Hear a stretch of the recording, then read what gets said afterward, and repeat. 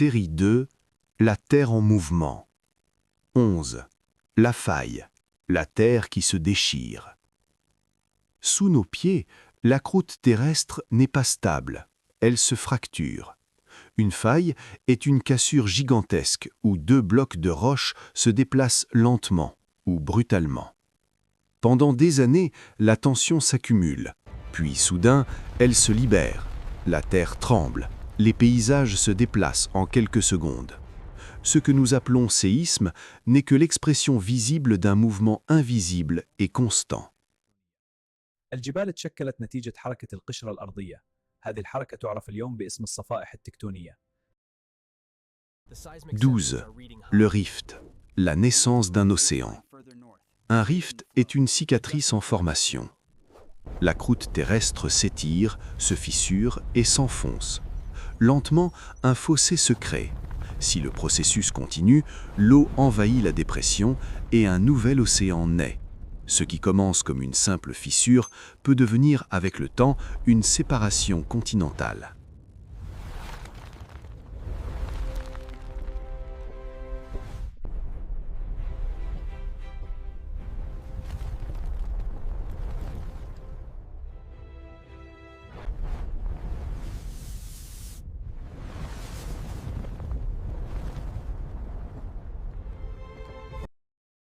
« 13. Les méandres, la danse des rivières. Les rivières ne suivent pas une ligne droite, elles serpentent.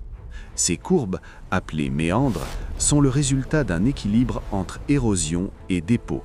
L'eau creuse une rive et dépose des sédiments sur l'autre.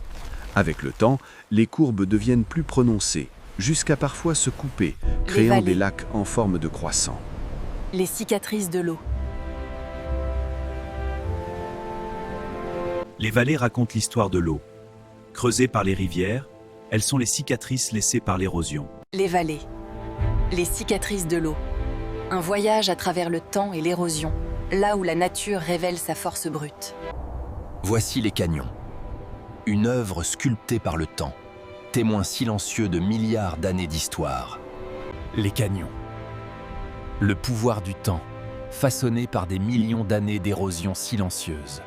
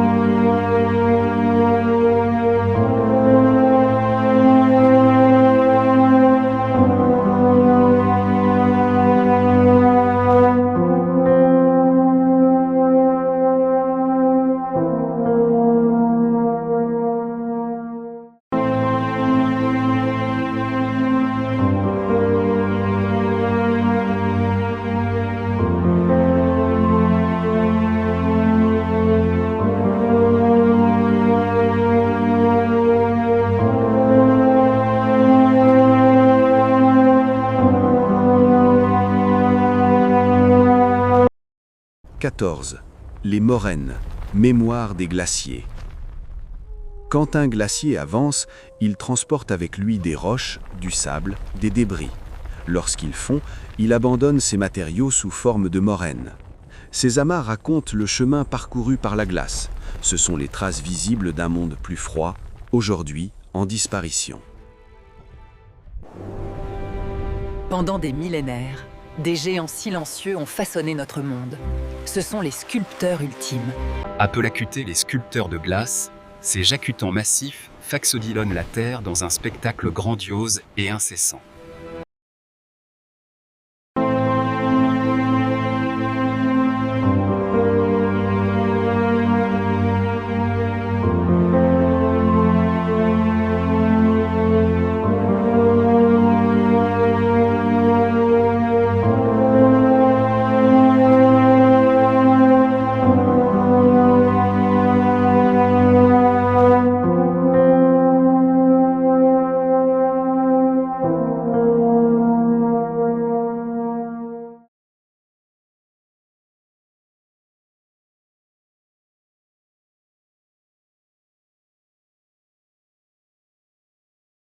Un plateau est une surface élevée presque plane.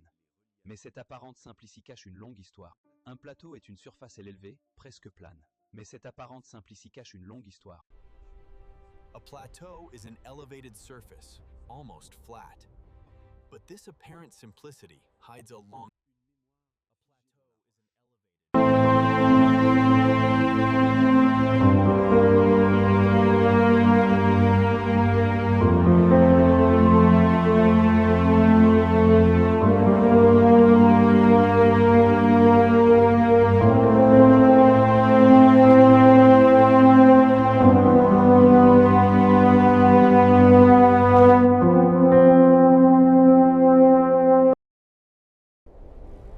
16. Les ergs, les océans de sable.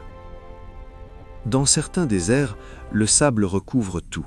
Ces vastes étendues, appelées ergs, ressemblent à des océans figés, mais où l'effet du vent, elles sont en mouvement constant. Chaque dune se déplace, se transforme et disparaît.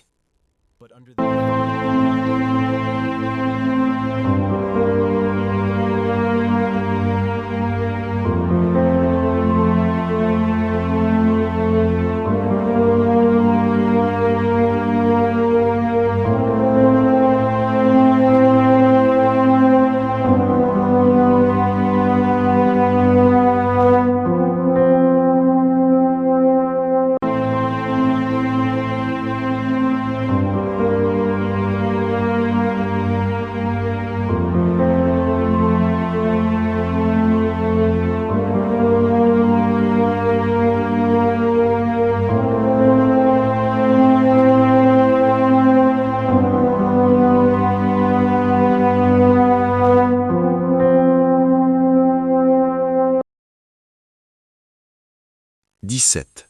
Les regs, le désert minéral. Contrairement aux dunes, les regs sont des déserts de pierre. Le vent emporte les particules fines, ne laissant que des cailloux. Ce paysage austère est le résultat d'une sélection naturelle, où seuls les éléments les plus lourds subsistent.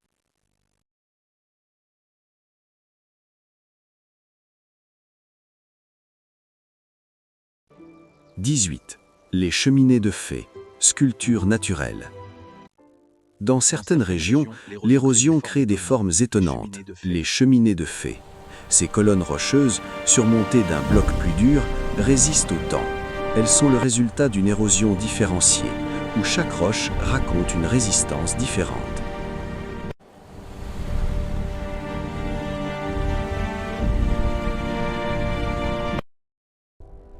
« 19.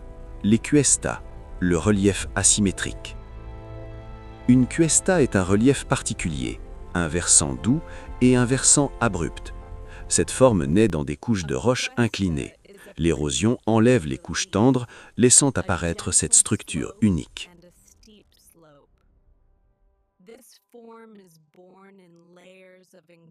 A cuesta is a particular relief, a gentle slope and a steep slope.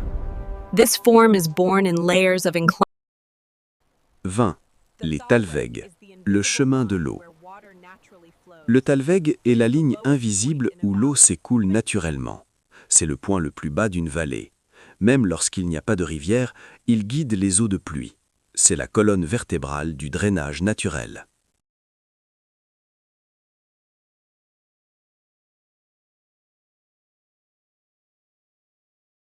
Suite, la Terre en mouvement.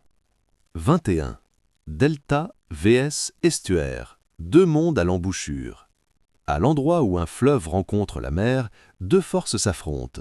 Dans un delta, les sédiments dominent, construisant des terres nouvelles. Le fleuve se divise en multiples bras, dessinant un paysage fertile. Mais dans un estuaire, c'est la mer qui prend le dessus. Les marées repoussent les sédiments et mélangent les eaux. Deux environnements opposés pour une même frontière entre terre et océan.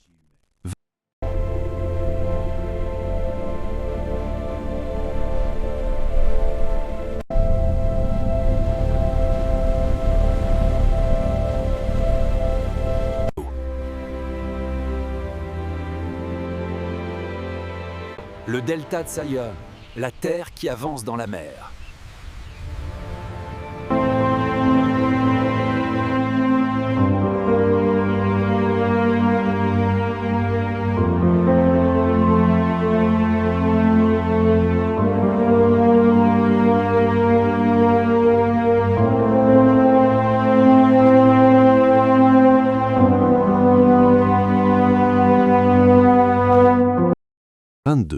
Les fjords, les cicatrices des glaciers. Les fjords sont d'anciennes vallées glaciaires envahies par la mer. Sculptées par la glace, elles plongent profondément entre des falaises abruptes. Lorsque les glaciers fondent, l'océan s'y engouffre, créant ces paysages spectaculaires. Chaque fjord est une mémoire vivante des grandes glaciations.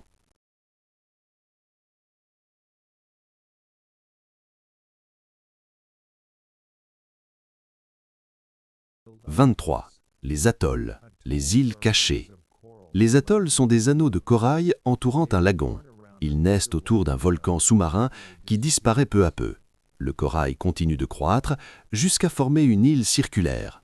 Ce qui semble être une simple île tropicale est en réalité la trace d'un volcan disparu.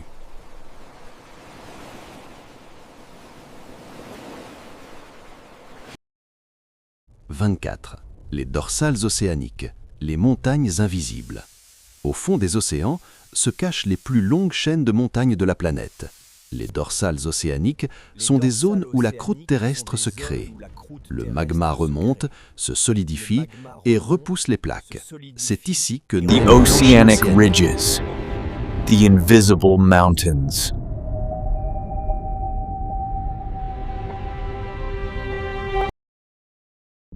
« 25. Les fosses océaniques, l'abîme absolu. Certaines zones des océans plongent à plus de 10 000 mètres de profondeur. Ce sont les fosses océaniques, là où une plaque tectonique s'enfonce sous une autre. Un monde de ténèbres, de pression extrême, et pourtant la vie y existe.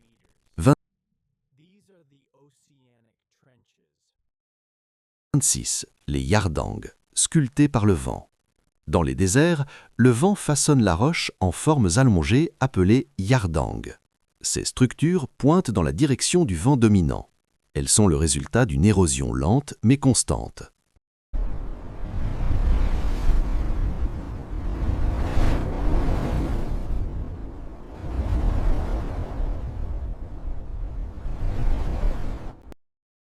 « 27. Les lapias, la roche dissoute. Dans les paysages calcaires, l'eau de pluie dissout lentement la roche. Cela crée des surfaces creusées, coupantes, appelées lapias. Un terrain difficile, presque hostile, sculpté par une chimie invisible. «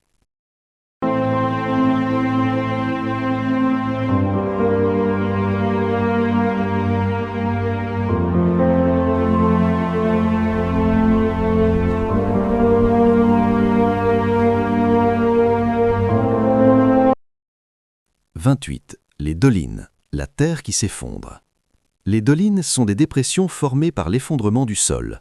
Sous terre, l'eau creuse des cavités. Puis, soudain, la surface cède.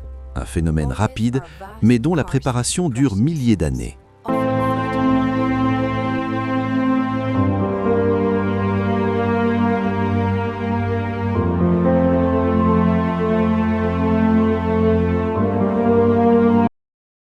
29. Les poljets, les vallées cachées. Les poljets sont de vastes dépressions karstiques, souvent fertiles. Elles se remplissent d'eau lors des saisons humides, puis se vident.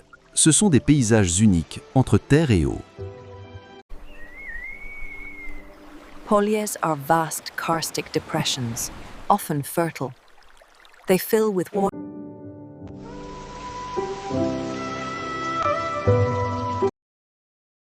30. Les calderas, les volcans effondrés.